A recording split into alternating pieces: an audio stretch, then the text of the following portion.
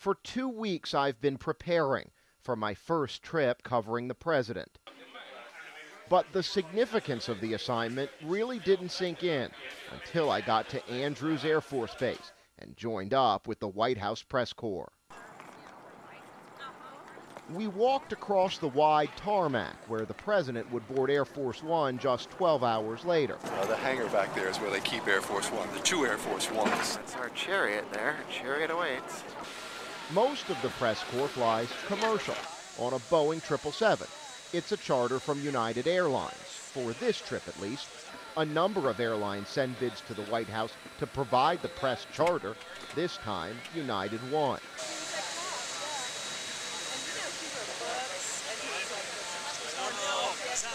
The long flight actually goes by pretty quickly. I even managed to get a couple hours of sleep. London is 5 hours ahead of the Eastern time zone, and as we fly over the Atlantic, morning comes quickly. On the ground at London Stansted Airport, we clear customs and board buses for a 90-minute drive to our hotel. After 7 hours in the sky, getting connected is a top priority.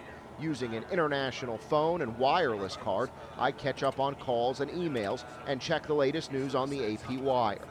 Near the end of the ride, I catch my first glimpses of central London and the city's notorious traffic jams.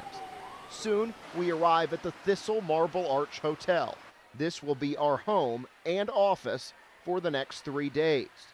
The White House has turned a hotel ballroom into the press filing center. My AP broadcast colleague Mark Smith and I quickly start setting up our workspace. John, while the president and the other leaders of the so-called Group of 20 will work And within minutes after we arrive, Mark is broadcasting live on the AP radio network.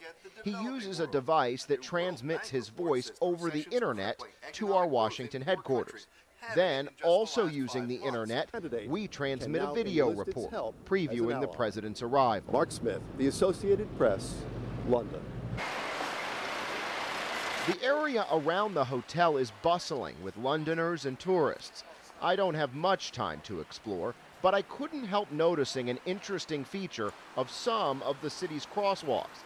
Painted on the street, a reminder for out-of-towners like me. Traffic comes from the opposite direction we're used to.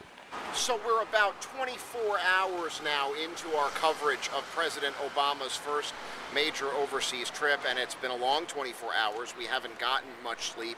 We've been doing a lot of work. In fact, I need to go back into the filing center to send some more material to AP in Washington. But I hope you've enjoyed this look kind of behind the scenes at how all this coverage is starting to come together. And I'm real excited to bring you more looks behind the scenes, maybe not always the stuff you'll get to see on TV, of all that goes on surrounding a major presidential trip like this one. For now, I'm Jason Bronis, The Associated Press, London.